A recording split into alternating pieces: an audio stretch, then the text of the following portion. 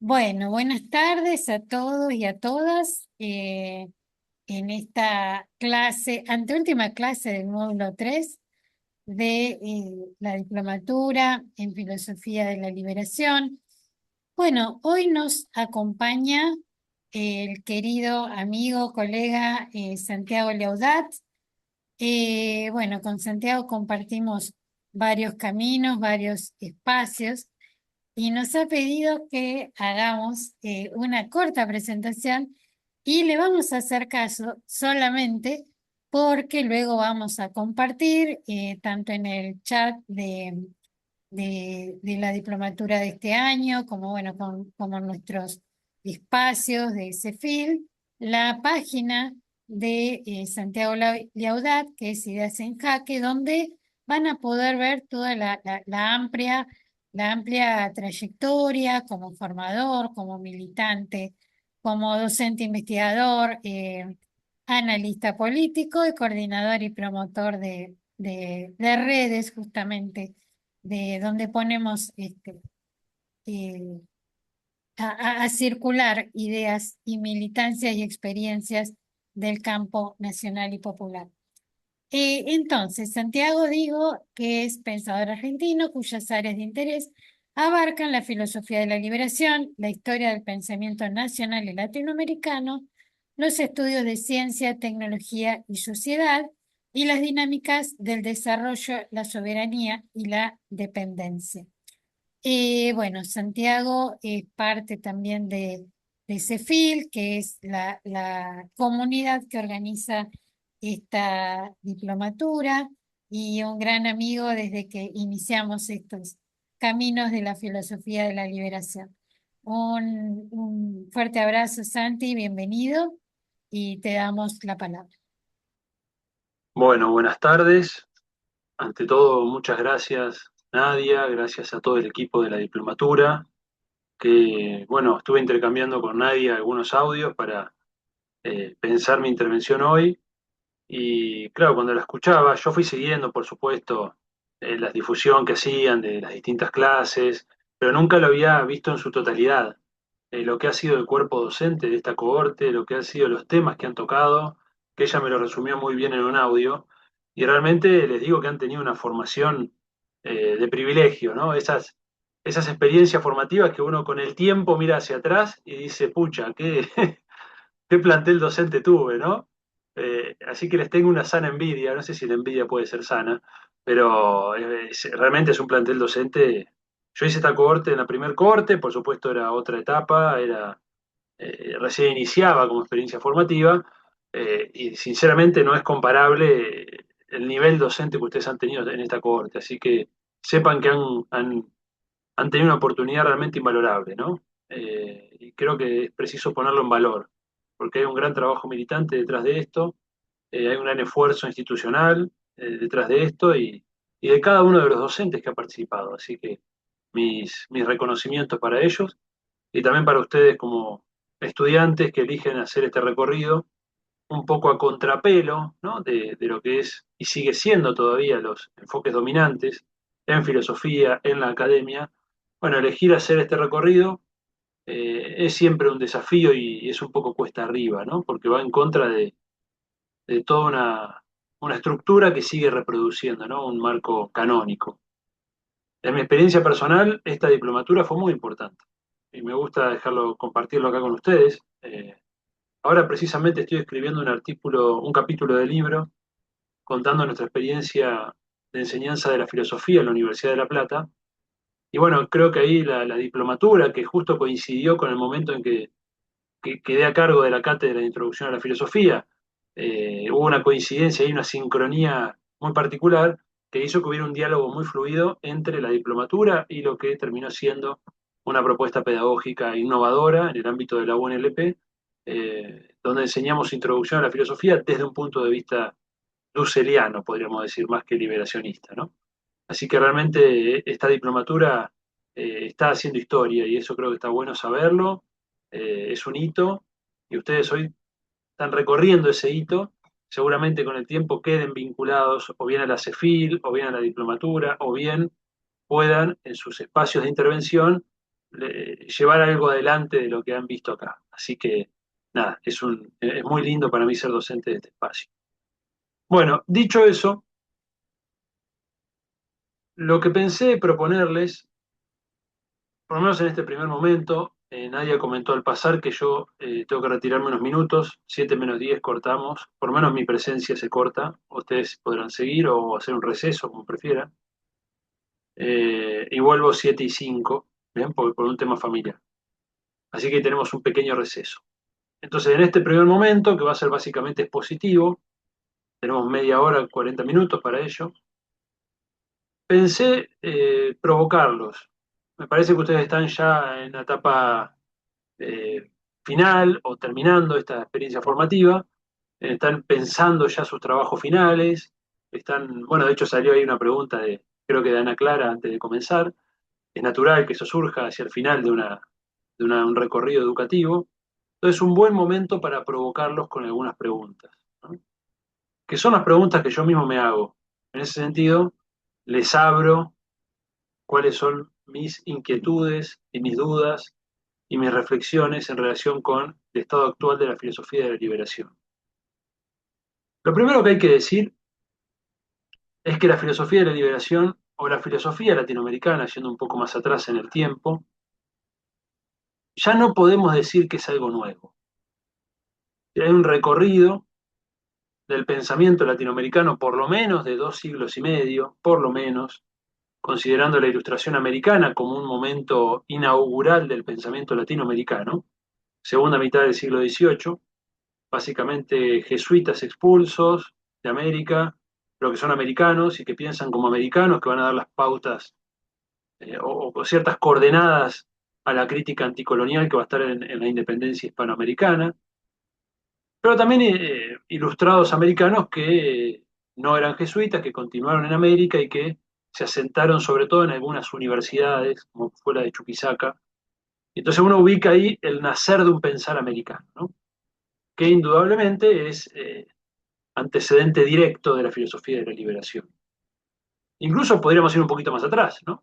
Si nos vamos a la crítica de los obispos del siglo XVI, ¿no?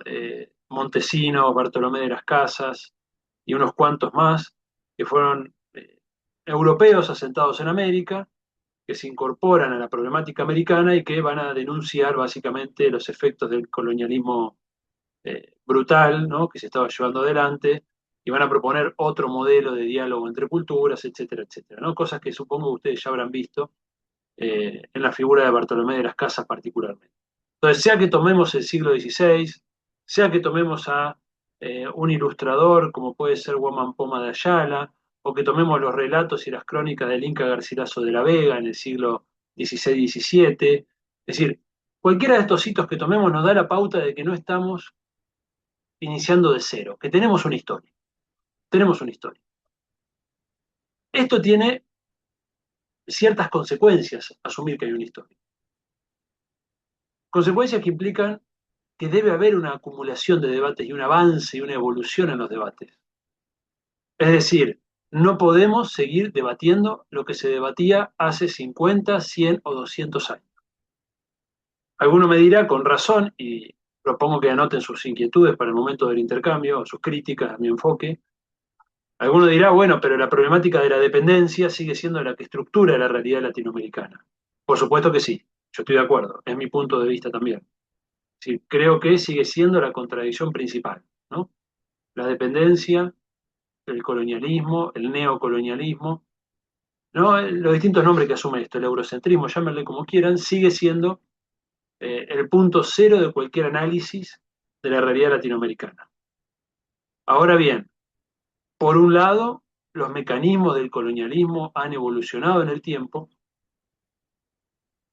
Por otro lado, los mecanismos, si ustedes quieren, defensivos con que contamos, necesitan evolucionar en el tiempo. Es decir, la sociedad cambia, las formas de subjetivación de la sociedad cambian, los dispositivos de reproducción de la cultura cambian. Entonces corremos el riesgo de, en caso de no actualizar discusiones, en caso de no actualizar métodos, en caso de no actualizar propuestas, corremos el riesgo de convertirnos en una pieza de museo. Así como está la pieza de museo de la artesanía indígena, como una forma de cristalizar lo indígena, eso es lo indígena, no es la clase popular de nuestros países, no es los pueblos que todavía subsisten manteniendo sus culturas, no, eso no es lo indígena es la pieza de museo, ¿no? Esa es una folclorización, un estancamiento, un enfriamiento, ¿no? Un congelamiento de una matriz. Nosotros tenemos que aborrecer eso, no porque aborrezcamos los museos, que son muy importantes, por supuesto, yo amo los museos, de hecho, pero creo que me explico, ¿no? Si esa es la forma de abordar eso otro, ¿no?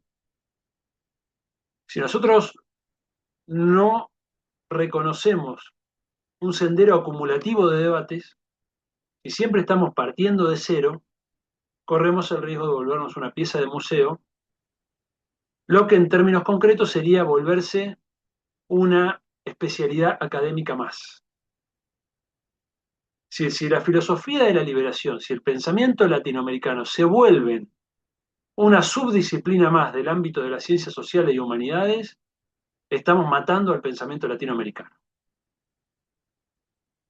Con esto estoy en contra de la existencia de diplomaturas, maestrías, doctorados, centros, por supuesto que no, no estoy en contra. Por supuesto que eso nutre, que eso contribuye, pero no puede ser lo esencial. No puede ser lo esencial. El pensamiento latinoamericano o es un pensamiento vivo en el seno de un pueblo y de las contradicciones que enfrenta un pueblo, o es una pieza de museo, una especialidad académica, es un objeto de latinoamericanistas, y cuyos sujetos son los investigadores académicos. Nosotros necesitamos un pensamiento latinoamericano cuyo sujeto sea el pueblo, y cuyo objeto sean las contradicciones que esos pueblos enfrentan en sus desarrollos. Esto, insisto, no implica desestimar la importancia de que haya un ámbito académico específico, ¿eh? Por supuesto que eso es importante. Pero cuando empezamos a asomarnos a esta problemática, a la necesidad de que el pensamiento latinoamericano sea un pensamiento vivo, nos enfrentamos, por ejemplo, al desafío de hacer que el pensamiento latinoamericano sea transversal a la formación educativa y ya no una especialidad académica. Es decir, necesitamos que sea una perspectiva de análisis, que la pueda tener la ingeniería, el derecho, la medicina, ¿bien? La arquitectura, las artes, todo el ámbito de la formación universitaria debería tener, si entendemos a la mirada latinoamericana como un pensamiento vivo que compromete el destino de nuestros pueblos, debería ser el enfoque marco, debería ser transversal, debería ser lo que oriente a nuestros sistemas de producción de conocimiento, ya no a un departamento, a una especialidad perdido en una facultad de humanidades. Y por supuesto esto es trasladable al conjunto del sistema educativo y cultural de nuestros países, ¿no? Me refiero por supuesto a la educación primaria, secundaria, institutos de formación docente, dispositivos culturales, televisión, radio, todo lo que esté al alcance de nuestros estados o de los movimientos sociales, ¿no? Como dispositivos de acción. Entonces, tenemos una historia. Estamos presenciando en este momento y en los últimos años el fallecimiento de lo que fue la generación fundadora de la filosofía de la liberación. Se nos fue Enrique Dussel, se nos fue Juan Carlos Escanone, para mí las dos grandes figuras. Se nos acaba de ir Dina Picotti. Ustedes van a tener la semana entrante a Mario Casalla, va a estar Alcira Bonilla, está Carlos Cullen todavía vivo, pero no hay duda de que están, ¿no? Culminando, digamos, su ciclo vital. Entonces, esto también nos obliga a hacer un balance de 50 años de esa filosofía de la liberación, que tiene una historia larga, que sintetiza o que fue la mejor síntesis, creo yo. Fue el momento en que América Latina logró un mayor grado de autoconciencia, ¿no? Los años 60 y 70. De ese contexto surge la filosofía de la liberación, la teología de la liberación, la educación popular de Paulo Freire, la teoría de la dependencia, el pensamiento latinoamericano en ciencia, tecnología y desarrollo, la psicología de la liberación, la antropología del tercer mundo, la sociología militante, ¿no? Todo ese proceso que se dio en esos años, entre los 60 y los 70, que fue el pico máximo de autoconciencia que logramos como región.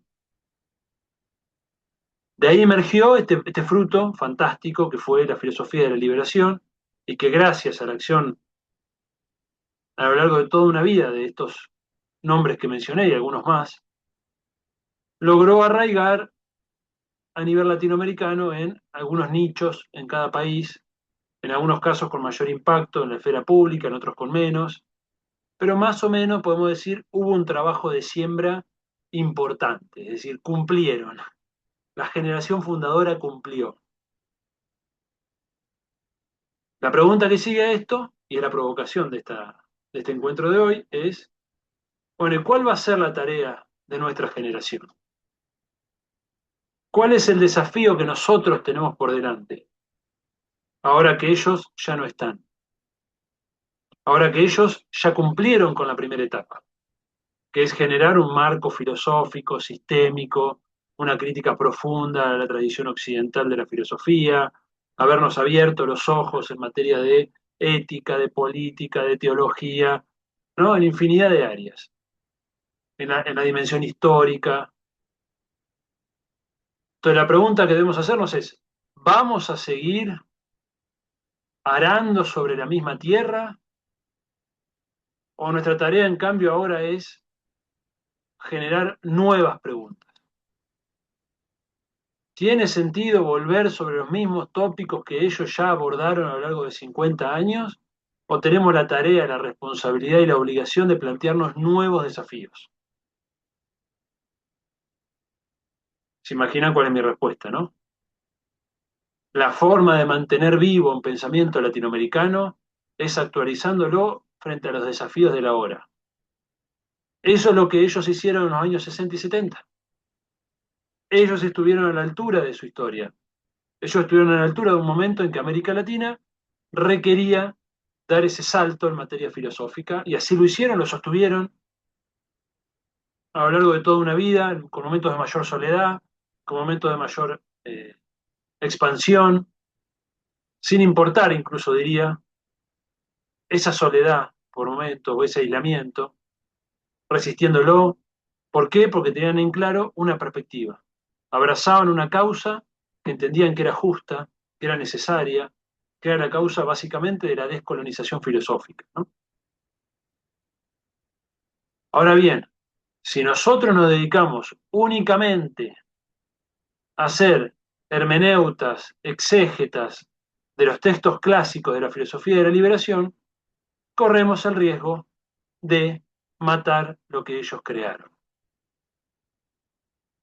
Si solo nos volvemos exégetas de una palabra revelada, de un texto que fue escrito hace 50, 40 o 30 años, y no somos capaces de incorporar nada nuevo, preguntas, respuestas, métodos, diálogos con nuevas disciplinas, con nuevos autores, con nuevas discusiones, si no somos capaces de hacer eso, estamos matando lo que ellos con tanto esfuerzo crearon y sembraron. Entonces, la mejor forma de ser coherentes con la filosofía de la liberación, con la larga historia del pensamiento americano, es afrontar los desafíos de nuestra época. Por supuesto, nutriéndonos, y acá está la importancia de esta diplomatura y de otros espacios formativos, nutriéndonos de una tradición. Si la tradición, leer a los clásicos, diríamos, la tradición es fundamental, es fundamental, porque uno ahí adquiere una perspectiva, adquiere un método, ¿no? Acompaña en el pensamiento del autor a medida que lo lee, que lo analiza, que profundiza, pero no podemos volvernos meramente analistas minuciosos de la letra descubriendo el verdadero significado. Esa no puede ser, ese no puede ser el destino del pensamiento latinoamericano. ¿Cuál es entonces, desde mi punto de vista, el futuro del pensamiento latinoamericano? ¿Dónde hay futuro para el pensamiento latinoamericano? En la medida en que podamos profundizar en aquello que creo que es un punto débil de la generación anterior. Y es un punto débil quizás inevitable, porque tenían otras tareas por delante.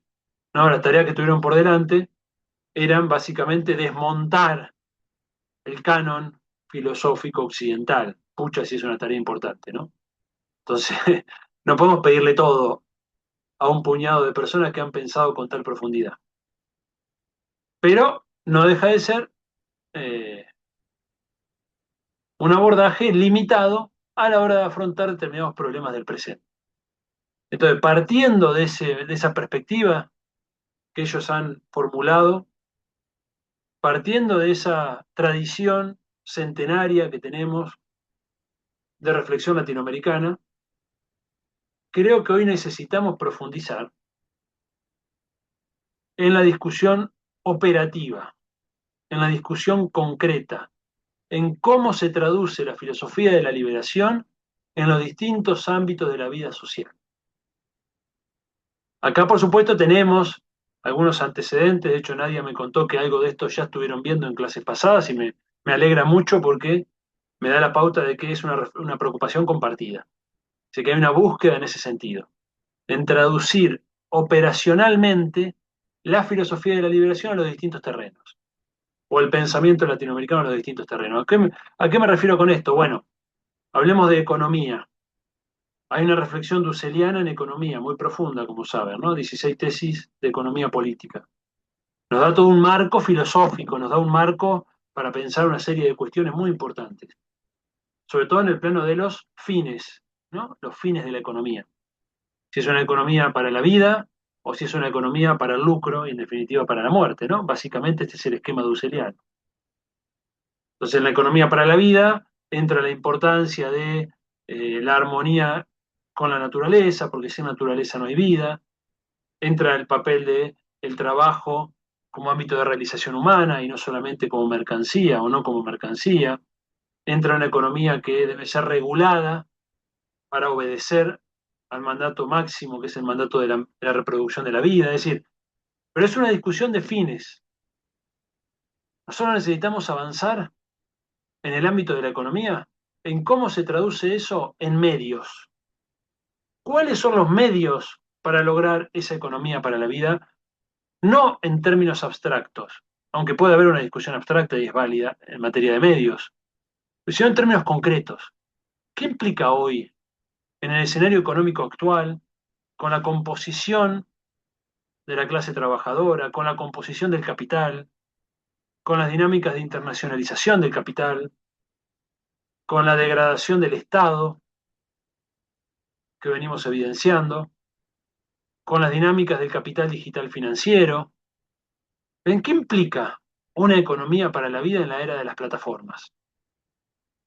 Entonces, hacer filosofía de la liberación hoy en materia económica, creo yo, implica meter la cuchara en ese tipo de discusiones.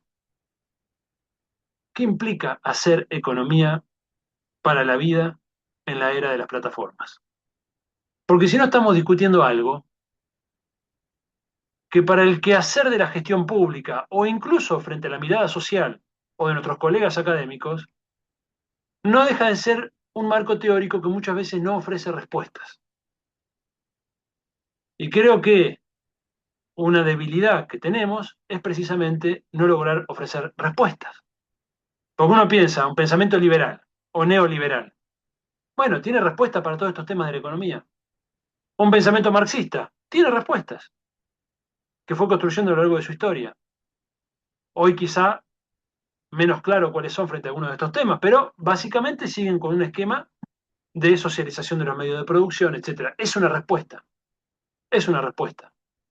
¿Cuál es la propuesta de medios que tiene el pensamiento latinoamericano, la filosofía de la liberación, para alcanzar ese fin que se propone, que es una economía para la vida? Pensemos en el plano de la política. También tenemos ahí enormes aportes, pienso en Dussel, lógicamente, Política de la Liberación, donde él nos ofrece un marco teórico formidable, formal, para pensar la política como institucionalidad vigente, el statu quo, digamos, y para pensar, que creo que fue un gran aporte de Dussel en materia de filosofía política, para pensar el cambio político, que es algo sobre lo cual no había mucha teoría. Y Dussel realmente da una orientación muy importante en este sentido. Y nos ofrece una grilla para pensar los procesos políticos muy interesante. E incorpora el papel de la ética en la política, va a hablarnos de la política como servicio, recuperando ¿no? la vieja tradición judeocristiana o semita en términos de Dussel. Va a destacar el papel del protagonismo, la participación popular, la honestidad y la transparencia en el ámbito público, es decir, una serie de valores, de principios. Bien, va a elaborar todo un sistema. Ahora bien, nuevamente la pregunta sobre los medios. ¿Cuáles son los mecanismos institucionales que nos proponemos desarrollar en estas sociedades del siglo XXI para alcanzar esa política como servicio? ¿Qué propuesta tiene la filosofía de la liberación en materia de estrategia política? Una vez más, el liberalismo tiene respuesta para todo esto. Bien, conciben un tipo de participación acotada, democracias formales, bien, con representación política, y esa representación se encarga básicamente de los asuntos comunes, pero fundamentalmente basado en la idea de que el Estado debe ser reducido y que ese asunto del mercado, hacerse cargo de gran parte de lo común, ¿no? El marxismo también tiene su propuesta, ¿no? Por lo menos históricamente ha sido la estatización de gran parte de las cuestiones del ámbito de lo común. En materia política sabemos que hay un modelo de partido, etcétera, ¿no? La tradición leninista y algunas otras tradiciones del marxismo que han enriquecido la discusión política, pero hay planteos estratégicos muy claros, ¿no? Maoísmo, trotskismo, leninismo, guevarismo, etcétera, etcétera. ¿Cuál es la propuesta desde la filosofía de la liberación en materia de medios políticos? ¿Cuál es la estrategia que se da a la filosofía de la liberación? ¿Cuál es el papel que le va a dar al Estado a la filosofía de la liberación? ¿Cómo piensa la gestión pública la filosofía de la liberación en términos concretos? Más allá de los principios y los valores que son importantes, ¿eh? Mejor dicho, desde esos principios y valores que muy bien esbozó Dussel y otros autores, ¿cómo se traduce eso en las dinámicas de gestión pública realmente existentes? Tenemos que partir de la situación del Estado tal cual está hoy, no del Estado como debería ser, no del Estado que teníamos hace 50 años, del Estado que tenemos hoy en América Latina, que muchas veces es un Estado con obsolescencias muy importantes, con problemas administrativos muy serios, y que sin embargo sigue siendo depositario de grandes esperanzas, y esto produce muchas de las frustraciones con el Estado, ¿no? ¿Por qué en América Latina hay frustración con el Estado? Porque hay grandes esperanzas en el Estado. Si no, vos no te frustrás de lo que no esperas nada.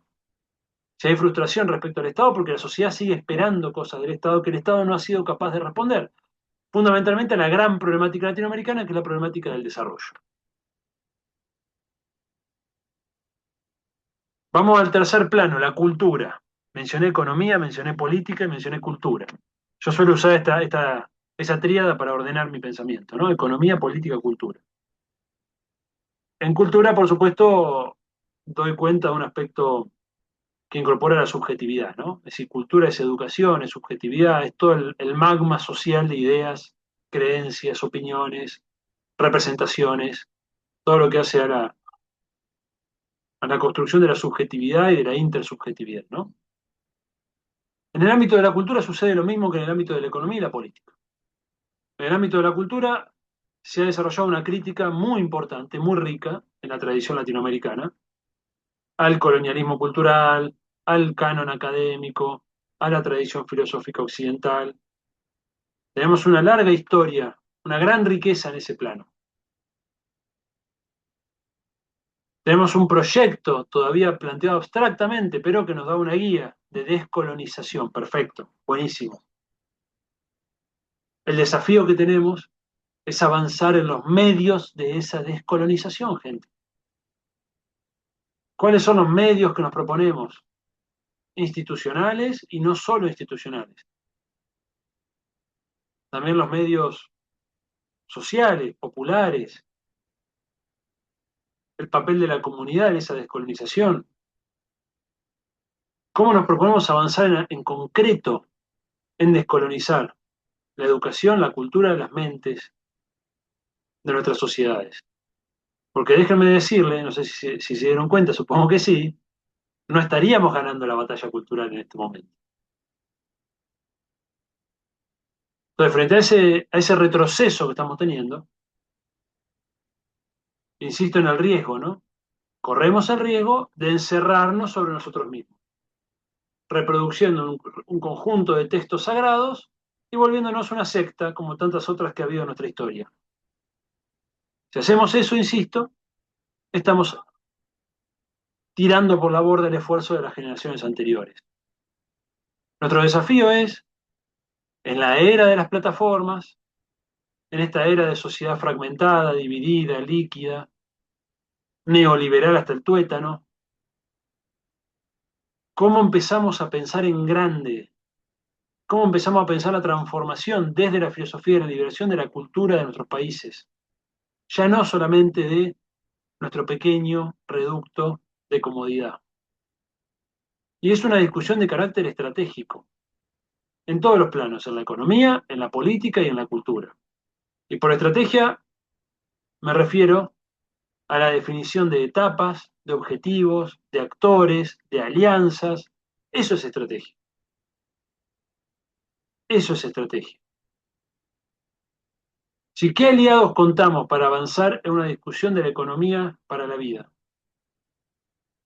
qué aliados contamos para avanzar en una discusión de la política como servicio, qué aliados contamos para avanzar en la descolonización cultural, qué objetivos nos proponemos de acá a 10 años para que avance la discusión de una economía para la vida, de una política como servicio y de la descolonización cultural.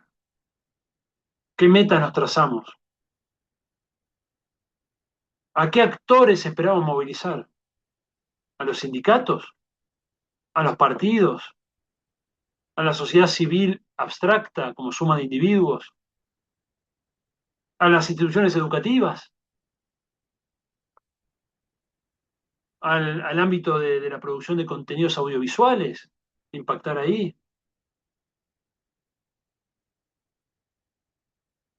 Entonces, creo que en la medida en que seamos capaces de precisar propuestas, creo que vamos a lograr una mayor escucha de los que nos rodean. Porque creo que a pesar de la enorme riqueza que tiene nuestro pensamiento, el pensamiento latinoamericano, la filosofía de la liberación, todavía no goza de una gran escucha ni de una gran recepción. Ni siquiera en el ámbito académico, no hablemos de las sociedades. Hay, por supuesto, alguna excepción que alguno me dirá, ya lo sé, ya lo sé. Pero díganme si no es la regla esto que estoy describiendo. No hemos logrado todavía un impacto muy significativo en el ámbito académico, que es lo más cercano que tenemos. ¿Hay alguna cátedra que tiene esta mirada? ¿Hay algún proyecto? ¿Hay quizá alguna facultad? Pero no hemos logrado todavía, tras 50 años de denodado esfuerzo de la filosofía de la liberación, impactar estructuralmente. Y tampoco lo hemos logrado a nivel de las sociedades. La filosofía dominante en el imaginario social sigue siendo más o menos la misma que era hace 50 años. El plantel de 11, le digo yo a mis alumnos, ¿no? Jugando con la metáfora del fútbol. Sócrates al arco, Platón, Aristóteles, Epicúreos estoicos, Santo Tomás, San Agustín en el medio, y la delantera, ¿no? Hegel, Kant, Nietzsche, Foucault. Y falta Descartes por ahí que lo ponemos en el medio. ese canon realmente no ha sufrido alteraciones significativas. Y alguno dirá, bueno, pero eso es responsabilidad de que la dependencia sea profundizado. Por supuesto que sí, pero es una respuesta muy autocomplaciente. Y a nosotros no puede contentarnos la respuesta autocomplaciente, porque esa dependencia estructural en la que estamos es la misma que tenían los compañeros que desarrollaron la filosofía de la liberación hace 50 años. Y es la misma que tenían los pensadores de fines del siglo XVIII cuando empezaron a soñar la independencia. Y es la misma que tenían los pensadores de la independencia hispanoamericana cuando pasaron a las armas en la lucha por la libertad. Entonces no podemos apoyarnos en la autocomplacencia de que, bueno, no, la discusión no avanzó, pero no es responsabilidad nuestra. Todos tenemos una cuota de responsabilidad, como dice el Papa Francisco. Tenemos que hacernos cargo de esa responsabilidad. Entonces, mi invitación para el día de hoy es a hacernos cargo de esa responsabilidad, a usar nuestro pensamiento en función de los problemas del presente desde una tradición, desde una perspectiva, desde un marco teórico, desde un legado, pero afrontar problemas que sean problemas sentidos por nuestros pueblos. Angustias, vivencias, situaciones, no inventarnos problemas, que es propio de la academia. Entonces, por ejemplo, le voy a decir un ejemplo bien concreto, porque yo vengo trabajando estos temas. Un ejemplo muy concreto. Hoy hay una gran angustia a nivel social en relación con la tecnoadicción. La adicción a las pantallas, el papel que las redes sociales están ocupando en nuestras vidas, especialmente en los jóvenes, el modo en que están fragmentando la comunidad. Díganme si esto no es una gran preocupación. En las aulas, en las familias, prácticamente en todos los ámbitos. Hay un rumor, digamos, de malestar en torno a esto. Es un signo de nuestra época. Cuando querés ver una producción de conocimiento sobre eso, tenés que irte a Byung-Chul Han. No tenemos pensamiento latinoamericano sobre estas cuestiones. Entonces es una debilidad. ¿Cómo puede ser que siendo tantos que estamos trabajando pensamiento latinoamericano no tengamos un pensador latinoamericano que aborde estas cuestiones desde nuestra tradición? Entonces, claro, llega Byung-Chul Han, dice algunas cosas, es interesante, escribe bien, impacta transversalmente en el ámbito académico. Cuando uno rasca un poquito, porque tiene el ojo entrenado, te das cuenta que no tiene propuesta de futuro, que es un resabio de lo último de la modernidad, que su única propuesta es cobijarte en tu jardín, preocuparte por tus propias cosas. Pero Byung-Chul Han se extiende como lectura obligatoria. ¿Por qué? Porque da respuesta a un problema del presente. Ofrece algunas claves interpretativas. Entonces necesitamos filosofía de la liberación que esté pensando ese problema que siente nuestra sociedad, que lo vivimos en las familias, que lo vivimos en las aulas, que lo vivimos en todos los ámbitos. Podríamos pensar la precarización del trabajo, la precarización de nuestras vidas. Todo esto puede ser motivo de reflexión filosófica. De hecho, Byung-Chul Han lo hace, ¿no? Con la autoexplotación.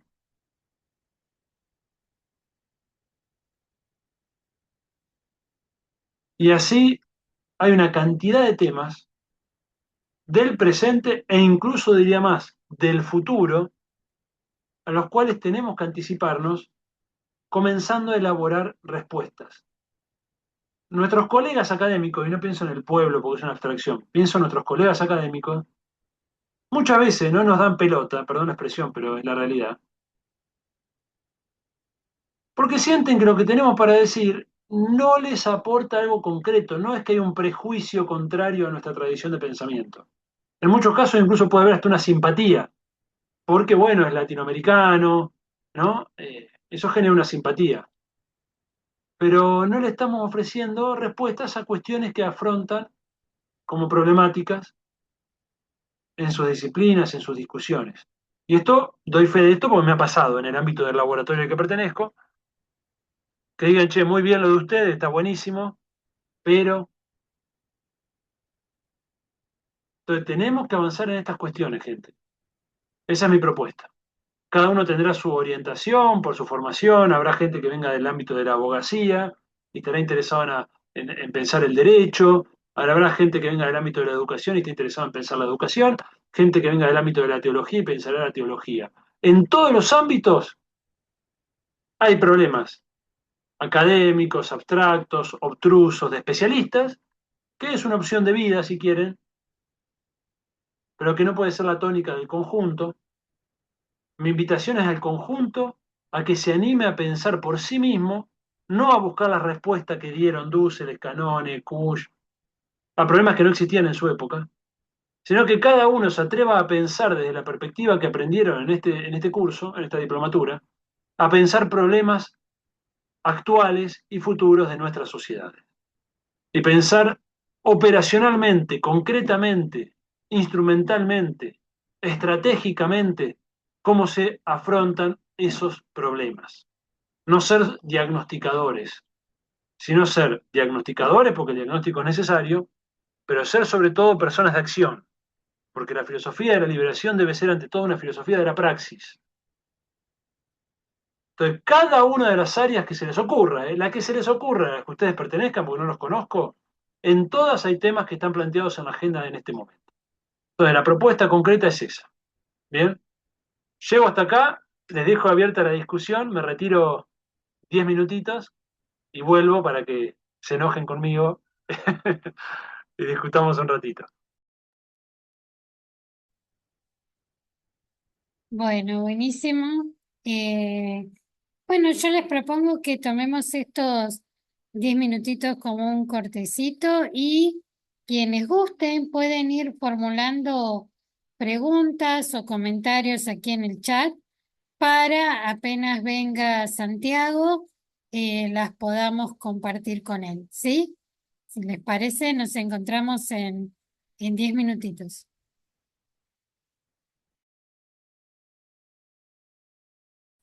No, Ahí prefiero está. escucharlos, prefiero escucharlos.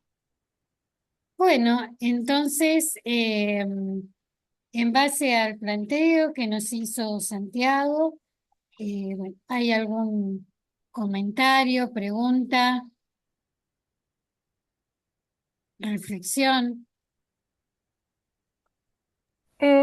Bueno, yo voy a empezar.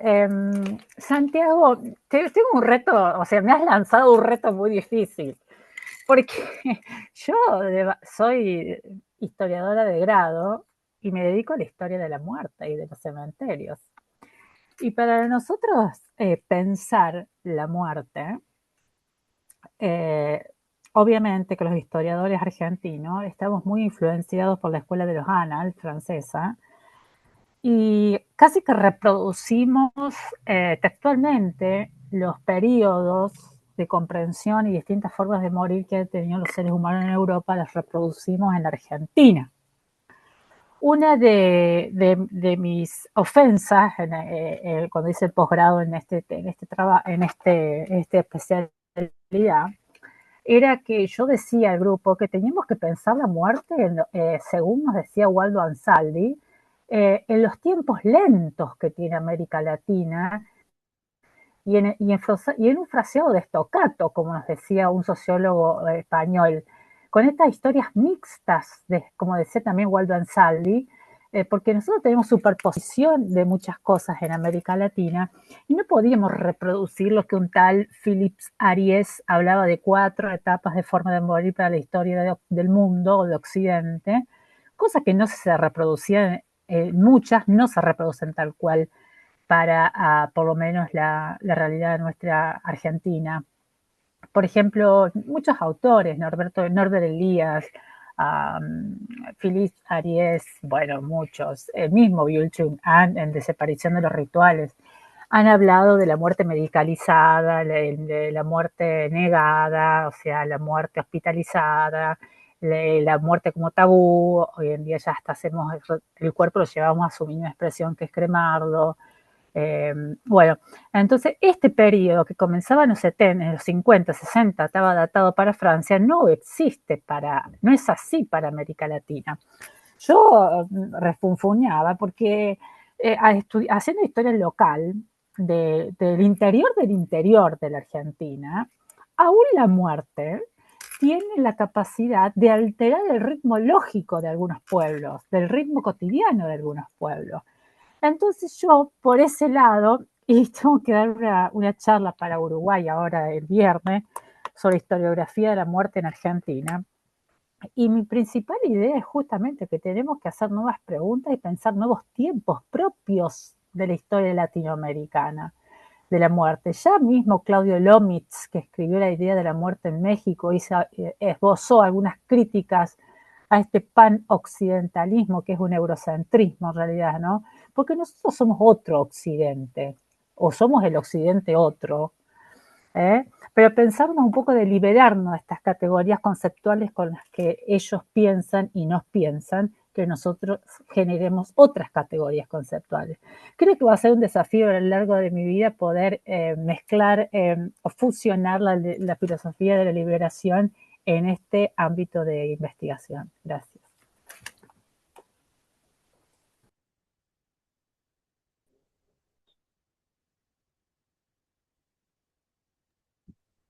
Emilio, te escuchamos.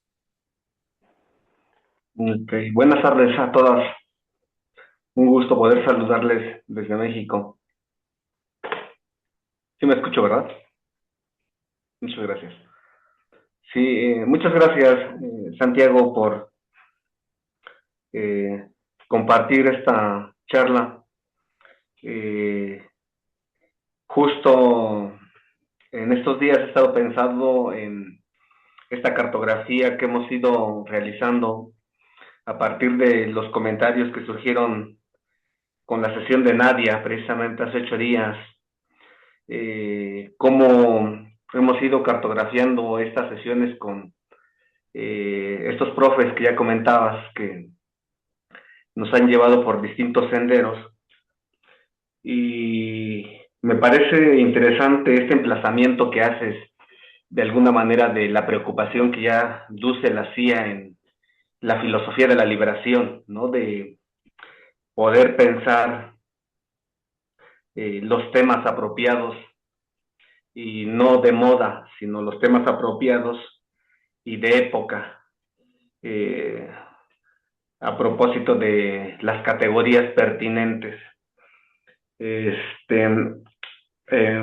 creo que por ahí incluso podríamos conversar con la categoría de devenir que trabaja Deleuze, claro, desde el marco categorial, filosófico y metodológico de la filosofía de la liberación. Pero tengo una pregunta de estas situaciones que propones, ¿no? O sea,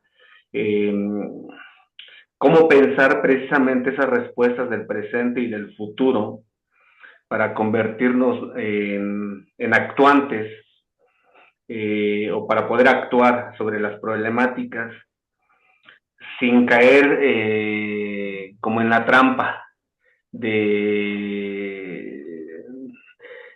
propio sistema mundo o de la matriz de poder? Es decir, sí me parece importante, pero que no sigamos el horizonte que nos está trazando el propio sistema mundo. No sé si me explico, ¿no? Esa sería como la pregunta que quiero plantear. Gracias. Muchas gracias, Nadia. Bueno, Julieta, y luego te escuchamos, Santi, así hacemos rondas de 3. Bueno, ahí levantó Sergio también. Bueno, Julieta.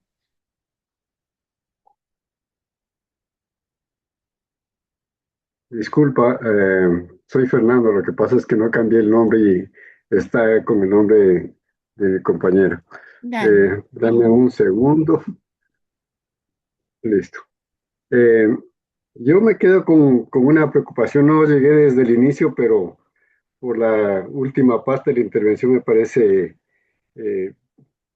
muy cuestionante. O sea, creo que desde la academia, una de las cosas que ha sido fuerte discusión es que la academia está lejos de lo concreto y de lo popular. La reflexión de la academia no va con eso. Y parte de eso lo vemos, por ejemplo, en el caso de Ecuador. Y te digo porque comparto con un grupo de filósofos, compañeros de profesores de universidad, cuando se les plantea cuál es la reflexión filosófica sobre la política ecuatoriana en este momento, no hay reflexión. Hablan los sociólogos, los historiadores, los antropólogos, pero no hay una reflexión filosófica sobre el hecho político actual. Ese creo que es como una pequeña muestra del distanciamiento entre la academia y la sociedad civil y especialmente los pobres. Creo que hay un segundo elemento súper importante y es que no logramos, pese a todo el discurso crítico, romper con la lógica del pensamiento occidental, ¿no? La queja que tenía Dussel desde que empezó. Hablamos de filosofía y todavía seguimos debatiendo, por ejemplo, ¿qué hay? ¿Hay filosofía latinoamericana o solamente es un pensar latinoamericano?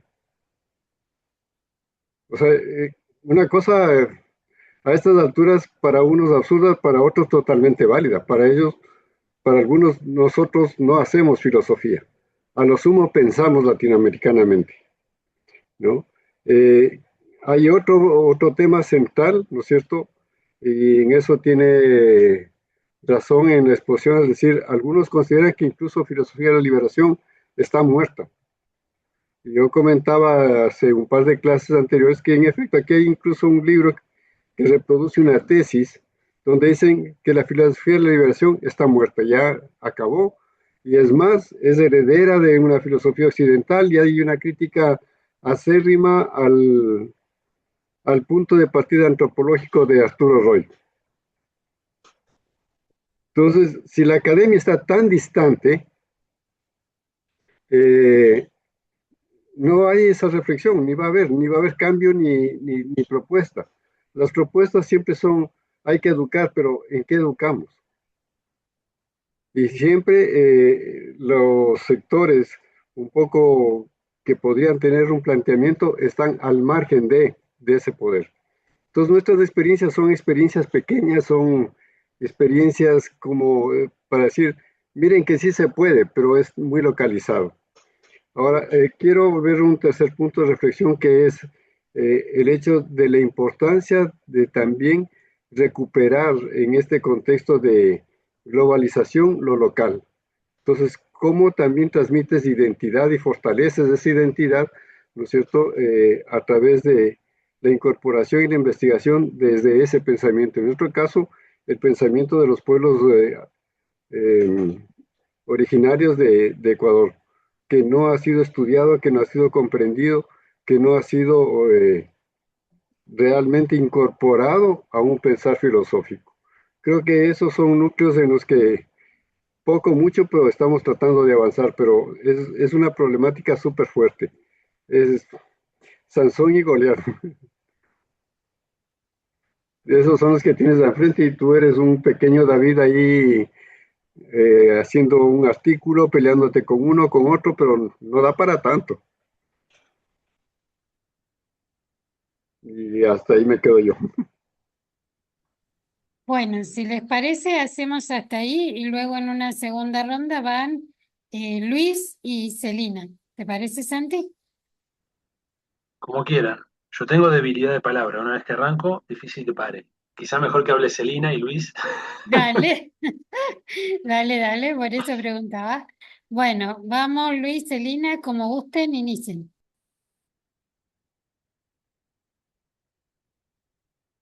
Dale, Celi.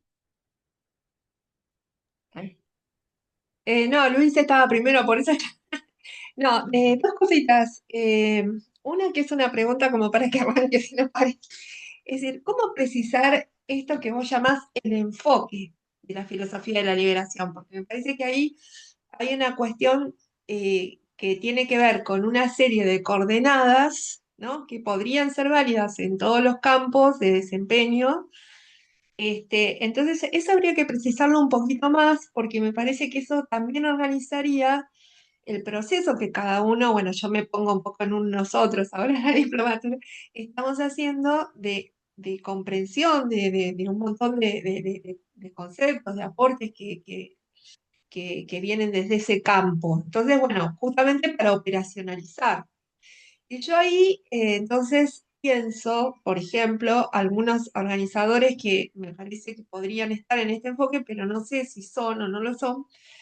Por un lado, este tema que me parece que es importante que se parte de una realidad, pero no es cualquiera, sino una realidad en la que hay gente, sujetos, personas, fundamentalmente, o la vida misma, si se quiere extenderlo más, que sufre. Digamos, hay un sufrimiento. Yo creo que el punto de partida de nuestro pensamiento es la certeza de que hay un sufrimiento y ese sufrimiento es injusto, ¿no? Y en ese punto podría haber por ahí la idea de desigualdad, ¿no?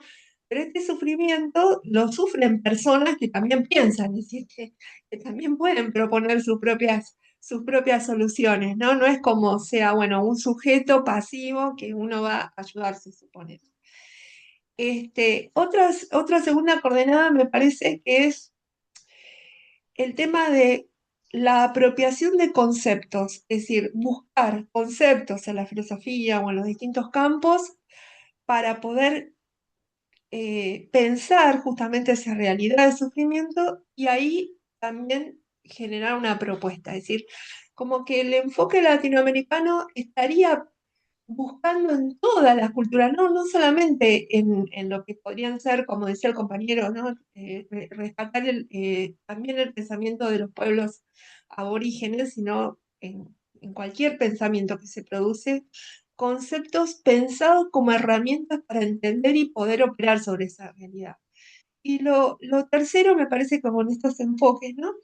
Esta idea de una propuesta de intervención que surge desde lo colectivo, como que se va entramando en el grupo que opera, ¿no? No es individual, ¿no? Como que es algo que va a surgir de una sugerencia mancomunada que se va a ir aclarando en la medida en que se interviene. Bueno, listo, nada más.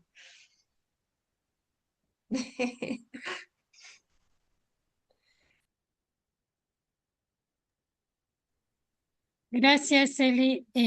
Sergio.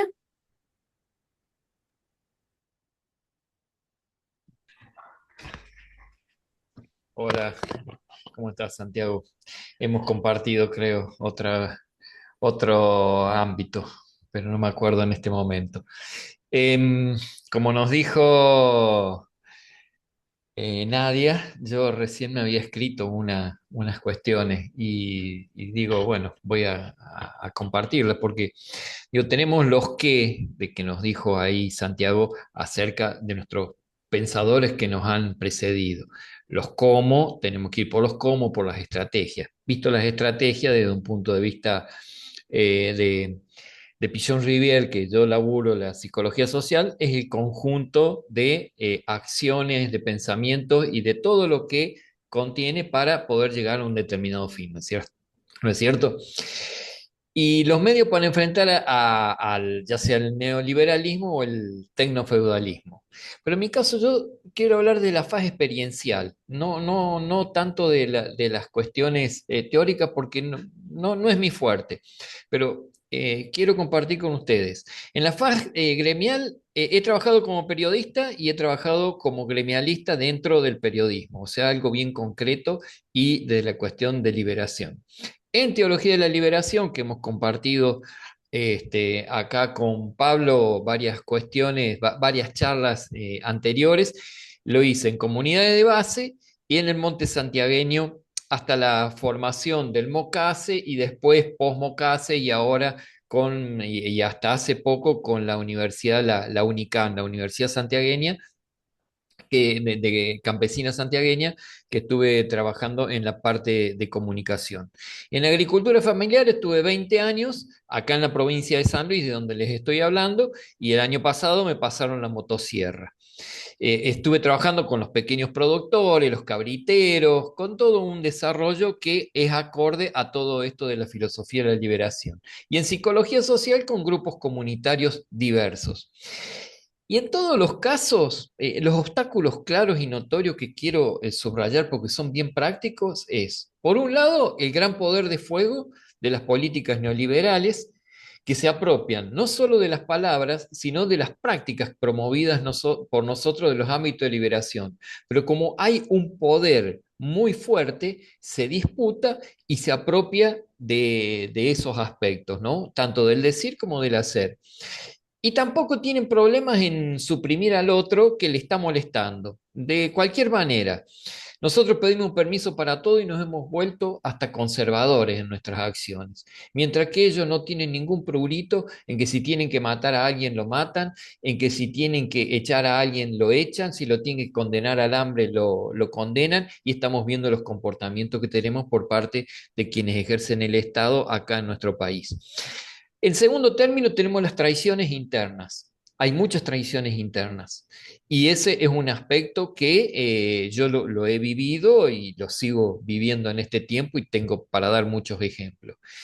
Y en tercero, el ejercicio de poder en los sectores que se autodenominan progres o ligados a la liberación, pero en la práctica reproducen las mismas matrices aprendidas con el liberalismo o con ahora los libertarios. Es decir, tienen un discurso de combatir determinadas cosas, pero yo te impongo mi forma de pensar y vos te tenés que alinear a esto, ¿no?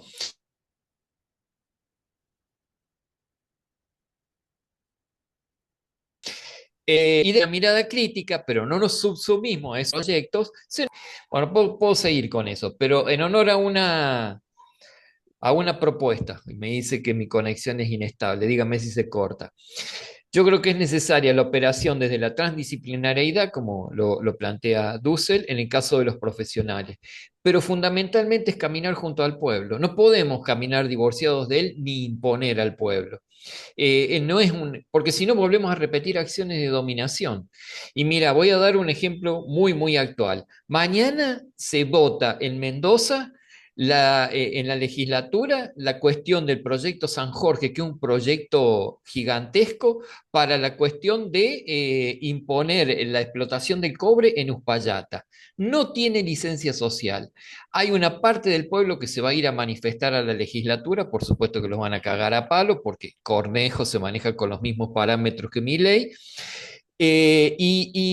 Pero no hay una fortaleza como para decir que no a eso. Es decir, desde el pueblo se le dice que no, pero hay un divorcio tan grande entre la clase dirigente y el pueblo que entre lo que es la parte económica que está subsumiendo a la parte política y la maneja porque además los hace socios de sus propios negocios, el poder judicial que condena y que a ojos de vista lo tenemos, cómo está operando sobre los sectores populares.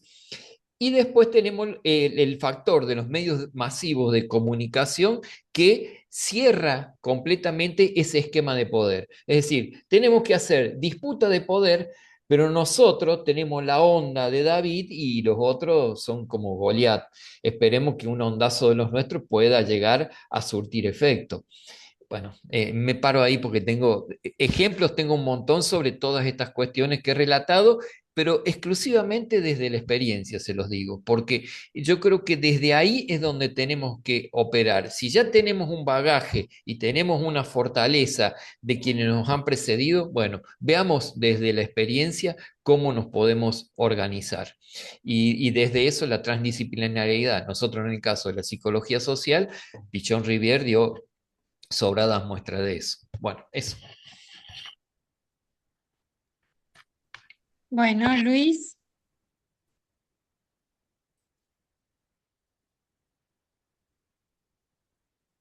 Hola, perdón, siempre demoro en activar el micrófono. Mi pregunta es qué rol le ves y si es que tan siquiera considerás la retornar al proyecto de un Estado de la Unión de nuestra América, de la Unión Latinoamericana o como se le quiera llamar.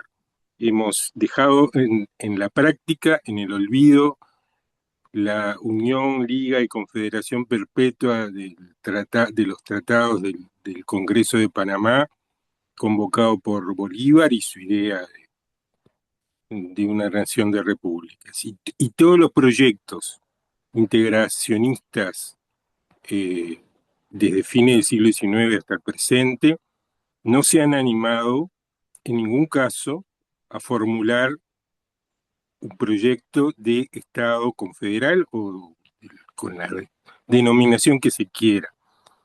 Yo no creo que nuestras semicolonias disfrazadas de Estados nacionales sean capaces de deliberar nada, y me gustaría saber qué pensás al respecto. Gracias. Bueno, Santi, es tu turno. Bueno, muchas gracias. Por la misma razón que me retiré 7 menos 10, me retiraré 8 menos 5, digamos, para buscar a mi hija de patín. Bueno, Ana Clara, qué bueno lo que traes, qué interesante. Sinceramente no tengo nada leído sobre el tema, conozco sí a Philip Aries, pero de nombre, no lo leí nunca.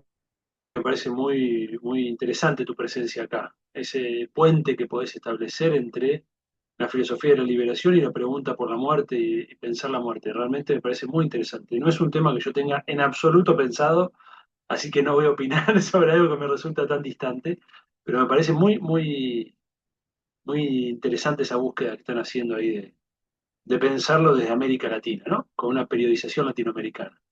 Fíjense que lo que yo dije en relación con la filosofía, y creo que sobre otros campos que están más avanzados en la discusión, en algunas áreas específicas evidentemente no es así, ¿no? Por lo que dice Ana Clara, en la periodización sobre la muerte no se ha producido todavía una periodización latinoamericana, así que hay una tarea teórica por hacer muy importante, ¿no? Así que creo que está muy bueno. No deja de ser llamativo el cielo raso celestial que tenés ahí atrás para hablar de la muerte, muy en sintonía con tu intervención. Está muy Es bueno. el cielo raso de un panteón que fue pintado por un inmigrante italiano. Mirá qué bueno, mirá qué bueno. Bueno, y esto de que somos otro occidente, justo hace poco di una charla para el seminario de Luciano, que está por ahí, y yo un poco partí de ahí, ¿no?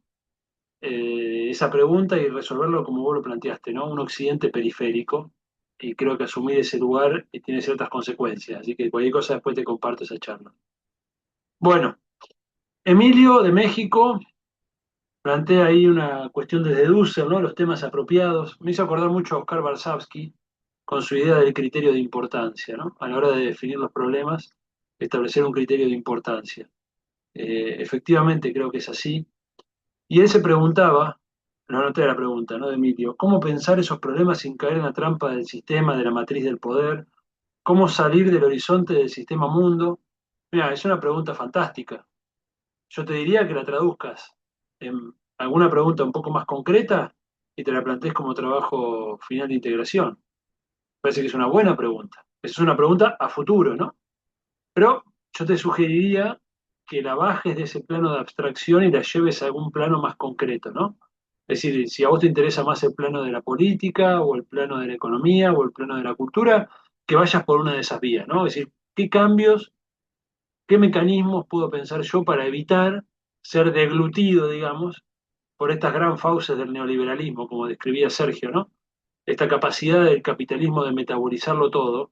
Bueno, ¿cuáles son los anticuerpos concretos? No, no frases armadas, no cliché, no, no. Sí, ¿qué mecanismo podemos pensar para evitar que esto se vuelva, sea incorporado a una dinámica capitalista, ¿no? Creo que es un desafío muy, muy concreto el que te planteas. Y es una pregunta hacia el futuro, así que creo que es bien interesante, Miriam. Yo no te voy a dar una respuesta porque habría que entrar a definir alguna cuestión en particular para ver qué pensamiento tenemos sobre eso, los que estamos presentes.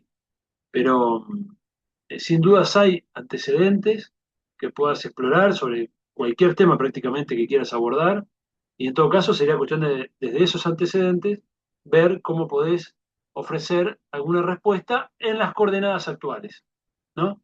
Supongamos que uno quiera trabajar desde Pichón Rivière, que fue traído acá a colación y es una figura muy interesante. Bueno, indudablemente Pichón no se enfrentó a esta etapa del capitalismo en la que estamos. Fue parte de una etapa del capitalismo anterior. Bueno, ¿cómo se actualizan esas respuestas de Pichón a esta etapa capitalista, ¿no? Pienso en Carlos Matus, que pensó tanto en la cuestión de la estrategia, ¿no? El pensador chileno muy importante. Bueno, Matus murió a fines de los 90. Pasaron casi 30 años, muchachos y muchachas. Tenemos que hacernos cargo que estamos remetidos en el siglo XXI. Nos encanta pensar que estamos en el siglo XX, estamos de cabeza en el siglo XXI, sumergidos en el siglo XXI. Y la derecha lo entendió mucho mejor que nosotros. Bien, porque, bueno, porque están mucho más vinculados al ámbito empresarial y el ámbito empresarial, por definición, está a la vanguardia de la fuerza productiva, ¿no? Es decir, está siempre en la vanguardia tecnológica y eso los lleva a estar permanentemente en conexión con esa situación. Nosotros podemos darnos el lujo de pensar cosas que ya no existen y en verdad ese lujo nos está condenando a la marginalidad. Entonces yo te diría, Emilio, eso, bajate esa pregunta que está buenísima, pero pensarlo, bueno, me interesa la política. Bueno, a ver qué mecanismos hay que puedo pensar, qué antecedentes puedo explorar. Encontré un antecedente local que me interesa, de control de la comunidad sobre la política. Bueno, pero ¿cómo puedo hacer que ese antecedente local sea proyectado a una escala nacional? Porque estamos en sociedades nacionales, con sociedades masivas, pienso en México, ¿no? Sí, ¿qué mecanismo puedo yo aportar a la discusión mexicana para fortalecer el papel de la comunidad en la cuarta transformación, ¿no? Es decir, ¿cuáles son los límites que eso viene encontrando? ¿Qué propuestas puedo desarrollar para profundizarlo? ¿No? Es decir, y así ir concretando las cosas. Después Fernando de Ecuador trajo ahí una reflexión muy valiosa en relación con la academia y lo popular. Me hiciste acordar mucho un texto de Raúl Fornet Betancourt, un texto cortito, muy lindo. No me acuerdo el título exactamente, pero si buscan filosofía popular, Fornet Betancourt lo van a encontrar. Es un texto, Raúl Fornet Betancourt es un autor cubano que vive en Alemania y está, digamos, entroncado en la filosofía, no sé si de la liberación, pero él defiende una variante que es la filosofía popular, ¿no? Defiende esa variante, es un autor muy interesante y profundiza mucho en la cuestión de la interculturalidad, Fornet Betancourt. Y él tiene un texto muy bonito que justamente hace un contrapunto entre filosofía popular y filosofía académica. Y va haciendo el contrapunto, lo retoma de una discusión del siglo XVIII alemán, en la época de la Ilustración, donde hay un conjunto de autores que, tomando los postulados de la Ilustración, dicen, bueno, pero entonces la filosofía tiene que salir de la academia e ir hacia el pueblo. Está muy bueno lo que hace, porque reconstruye ese debate en el siglo XVIII. Y los que se oponen son Hegel, Kant y todos los grandes filósofos que hoy estudiamos, que defienden la idea de una filosofía académica profesional. Es decir, había una fuerza ahí democratizadora y una fuerza más de mantener la cosa en un claustro, ¿no? Y está muy bueno porque va muy en sintonía con lo que vos decías, ¿no? De una academia que da la espalda a cuestiones que son problemáticas del Ecuador actual. Me pareció muy claro ese ejemplo que diste en relación con los fundamentos filosóficos de la situación política del Ecuador. Pues ahí tenés también una pregunta muy concreta, ¿no? Incluso podrías revisar los límites de los procesos de cambio en el Ecuador desde la filosofía política y pensar a futuro cómo resolver esos límites, cómo ampliar las posibilidades de un proyecto de transformación o identificar cómo es que el neoliberalismo se logra instaurar cómo se instaura, etcétera, etcétera. Y hay otro texto que te puede resultar de interés, Fernando, quizá lo conozcas, para describir ese enclaustramiento del ámbito académico en América Latina, que es un texto clásico con mucha potencia que se llama La ciudad letrada, de Ángel Rama. Texto fantástico, un ensayo, un clásico, diríamos, que realmente tiene una vigencia enorme. O sea, uno lee La ciudad letrada y lo que ves son reformulaciones de La ciudad letrada en la era del progresismo, pero básicamente nos llenamos de palabras progre, pero seguimos siendo la misma ciudad letrada a espaldas de un pueblo, ¿no? Ahora justo acabo de mandar un artículo a publicar que va a salir en breve, que soy muy crítico del estado actual de las ciencias sociales y humanas, justamente por este distanciamiento que estamos teniendo de muchas cuestiones, ¿no? Y ahí tenés una pregunta también, Fernando. Digo, voy tomando lo que ustedes dijeron para plantearlo en términos de lo que planteé más temprano, ¿no? Concretizar, plantear desafíos a futuro, proponerse cambios, estrategias. Y Fernando dice, bueno, está esta distancia y hizo un muy buen diagnóstico. Entonces yo te preguntaría esto, como problema para que vos abordes, ¿cómo se achica esa distancia? ¿Qué propuesta podés hacer vos para achicar esa distancia? Que no sea un lema abstracto, diálogo de saberes, bueno, está bien, esos son principios, son cuestiones generales. Decime en concreto, desarrollá en concreto una propuesta para achicar esa distancia, teniendo en cuenta las condiciones de producción de conocimiento en la actualidad, ¿no? ¿Cuáles son? ¿Cómo entrar en esas condiciones de conocimiento? ¿Cómo tensarlas? ¿Cómo generar condiciones de viabilidad para que cambien? Creo que ahí tenés una muy buena pregunta, problema, ¿no? Vos decías también de cómo recuperar lo local. Bueno, todas esas cuestiones creo que son preguntas que pueden ser abordadas y profundizadas. Hay antecedentes también, ¿no? Como dije, en todos los temas hay antecedentes. Bueno, el tema es cómo de esos antecedentes se construye una propuesta que puede impactar en el presente. Por lo tanto, hay que preguntarse por la factibilidad, por la viabilidad, por las alianzas, por los actores, bien, por los cambios de un sistema que es un sistema muy complejo, el sistema académico, ¿no?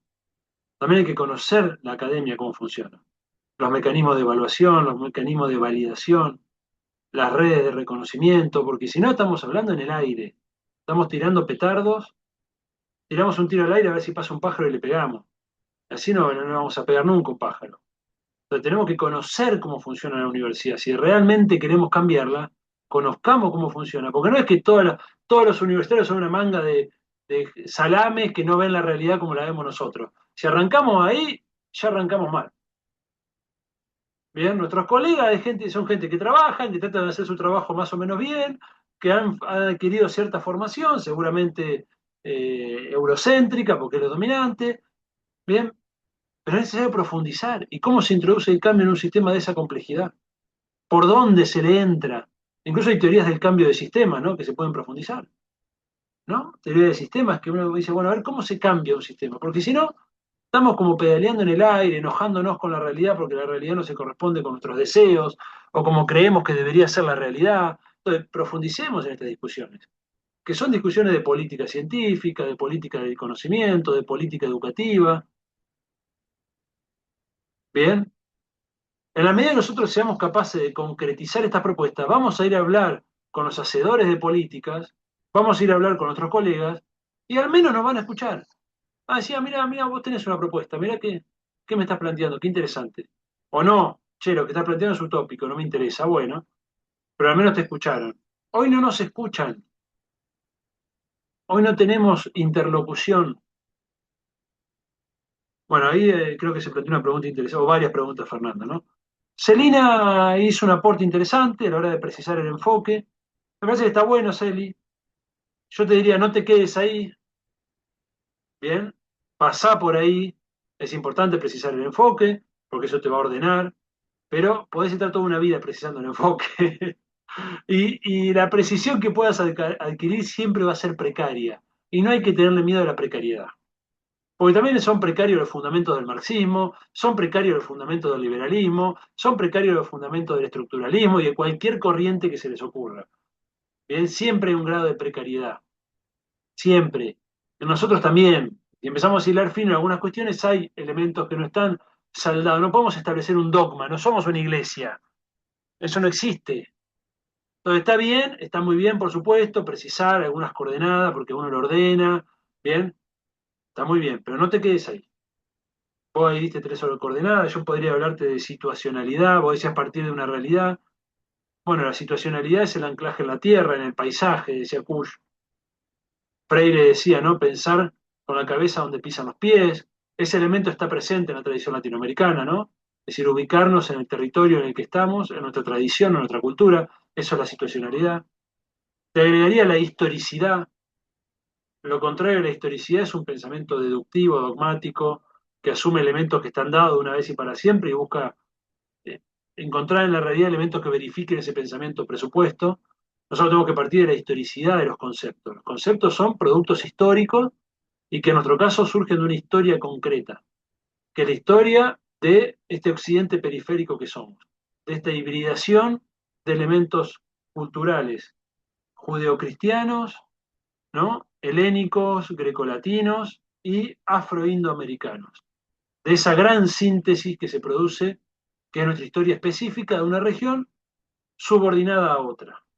Una región periférica subordinada a otra que es un hermano cultural. Este es el trágico dilema de los oprimidos que dice Freire, ¿no? Capítulo 1 de Pedagogía del Oprimido, ¿no? El trágico dilema, Freire no lo dice en estos términos, yo lo estoy adaptando, pero nosotros tenemos un dilema muy grave acá, que no le pasa a China, que no le pasa a India, que no le pasa al África. Nosotros culturalmente tenemos muchos elementos en común con el occidente central que nos domina.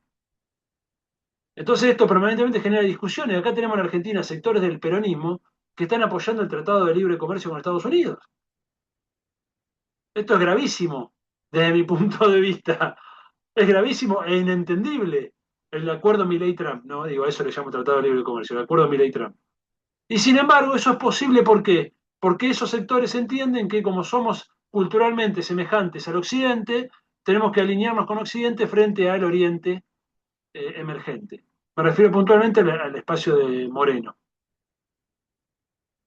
Entonces, esta cuestión de la identidad cultural que tenemos con el norte, que es real en materia religiosa, en materia lingüística y en otra serie de elementos, hay una identidad real, tensada por que somos Latinoamérica. Y tenemos el elemento indio, y el elemento africano, y el elemento criollo. ¿Bien? Esto es nuestra especificidad frente al África o frente a China o frente a India, que no tienen esta identidad cultural con el Occidente.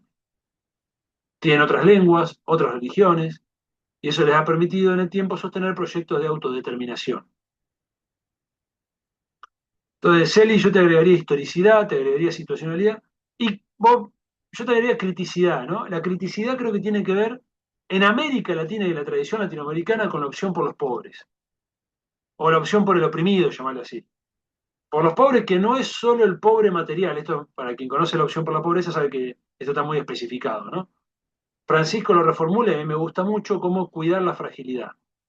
Me gusta mucho esa reformulación que hace Francisco. Porque en el mundo actual, el pobre, por supuesto, es el excluido y es el que está más expuesto a todo, ¿no? Pero hoy también es frágil el niño, hoy es frágil la mujer, hoy es frágil el medio ambiente, hoy es frágil la tercera edad, hoy es frágil el discapacitado, hoy es frágil el educando, hoy es frágil el trabajador, es decir, cuidar la fragilidad. Entonces, la criticidad en la tradición latinoamericana es la opción por la pobreza, la opción por el oprimido, es la identificación con el que sufre, es cuidar la fragilidad. Entonces, ahí ya tenés muchos elementos de perspectiva, Celi. ¿Bien? Con esto te diría, desde estas perspectivas que vos ya tenés, proponete afrontar un problema, por ejemplo, del ámbito educativo, que sé que es tu área, ¿no? ¿Cómo impactar con esto en la formación docente, por ejemplo? Que sé que es tu área más fuerte, ¿no? Sergio trajo acá una cuestión muy interesante de su fase experiencial. Bueno, Latinoamérica tiene mucha tradición de esto, ¿no? El testimonialismo, la importancia del cuerpo, la importancia de la experiencia, por supuesto que sí. Y después identificó una serie de obstáculos, ¿no? Estuvo muy interesante, ¿no? El poder de fuego del neoliberalismo, las tradiciones internas, cuando ejercemos el poder y se reproduce el liberalismo. Bueno, ahí tenés preguntas, problemas, Sergio. ¿Qué mecanismo tengo yo que desarrollar para evitar las tradiciones internas en la medida en que esto pueda ser por lo menos reducido el poder de daño o controlado, o bien, partiendo del supuesto de la imperfectibilidad humana? Por lo tanto, siempre vas a tener o deshonestidades, o a mí no me gusta el término tradición, pero tomando tu concepto, tradiciones, siempre va a existir, siempre, siempre. Pero bueno, ¿qué mecanismo nos damos en los proyectos populares para que esto pueda ser atenuado, reducido, controlado? ¿Qué política de mitigación de daños? Estos son preguntas, problemas muy concretas, muy concretas. Lo mismo en relación con el poder de fuego, así lo definiste vos, del neoliberalismo que no pide permiso. Bueno, ¿cuál va a ser nuestra política en ese sentido? O ni hablar la otra que vos hiciste, ¿no? La gestión pública que reproduce matrices neoliberales. Bueno, ¿cuál va a ser nuestra propuesta concreta en materia de gestión pública? El liberalismo la tiene, ¿no? La nueva gestión pública, o bueno, todos los otros elementos que han ido surgiendo. Nosotros no tenemos demasiada respuesta más que defender al Estado. Y la defensa del Estado muchas veces para la sociedad representa la defensa de algo que no funciona. Y esa defensa no estaría teniendo demasiado éxito. Entonces, ¿cuál es la expresidenta de la Argentina lo ha definido como la nueva estatalidad? Bueno, ¿cuál es la nueva estatalidad? ¿Cuál es la nueva estatalidad? ¿Cómo se construye? ¿Qué papel tiene la sociedad en esa nueva estatalidad? ¿Creemos que hay que incluirla? ¿No hay que incluirla? ¿Cómo se incluye? ¿La gente tiene intención de participar? Bueno, me propongo en el primer momento incluir algunos núcleos, luego ir ampliando esa participación, porque es un proceso de aprendizaje. Bueno, todo eso hay que planteárselo por etapas, con estrategia, con mecanismos, porque si no estamos hablando de abstracciones, que no sabemos bien cuál es la carnalidad que tienen. Queremos un pueblo masivo que participe y el pueblo quiere participar, si no está yendo ni a votar. Entonces, ¿cuál es el sujeto pueblo que va a participar de este proceso popular que nosotros queremos, dinamizado por la participación de un pueblo, si no es capaz de ir a votar? Entonces, ¿cuáles son los mecanismos para alentar la participación política? Fíjense la cantidad de preguntas que estamos desarrollando. Y lo último, para cerrar, lo que dijo Luis. Bueno, Luis, vos sos un experto en esto y venís trabajándolo hace muchos años. Efectivamente, yo veo el mismo problema que vos. Hace unos años hicimos un seminario con Mariano Nascone y con Gonzalo Armúa, donde justamente analizamos la unidad latinoamericana desde el punto de vista de los avances concretos logrados en los organismos creados en las primeras décadas del siglo XXI.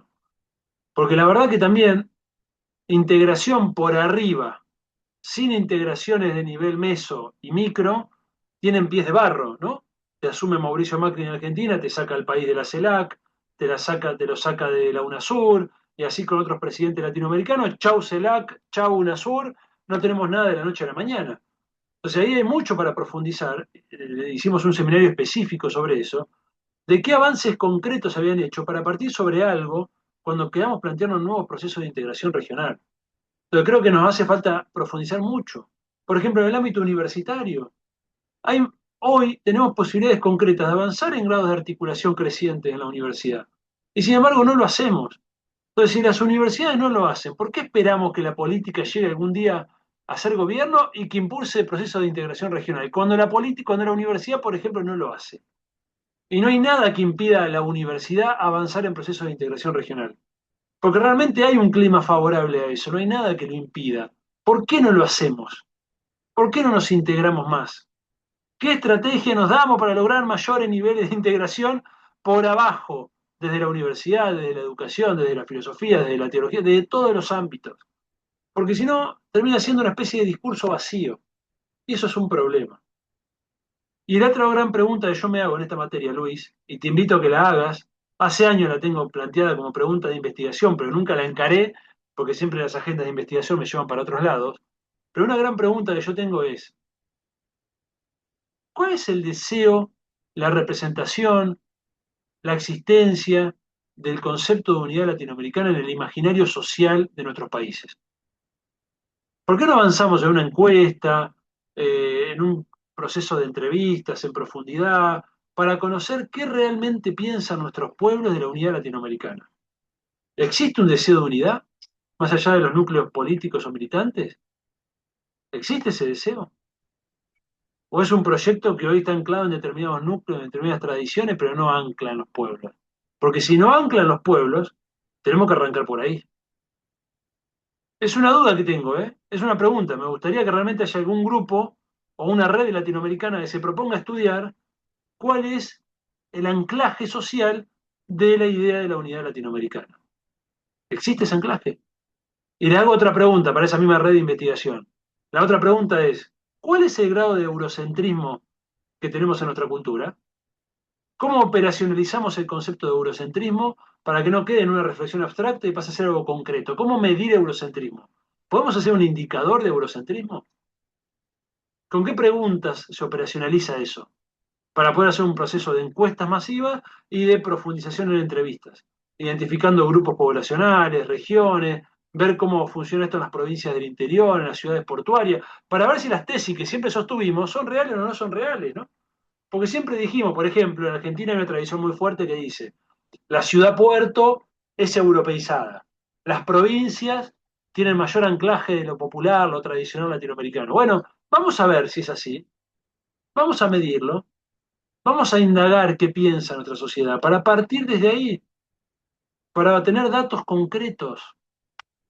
Y lo último, con esto cierro y me tengo que ir, salió 2 veces la metáfora David versus Goliat. Es una metáfora hermosa, por supuesto, milenaria. Y yo siempre digo lo siguiente frente a esa metáfora. Muchachos, muchachas, siempre seremos David. Y está bien que así seamos, porque esa es la posición de la filosofía de la liberación.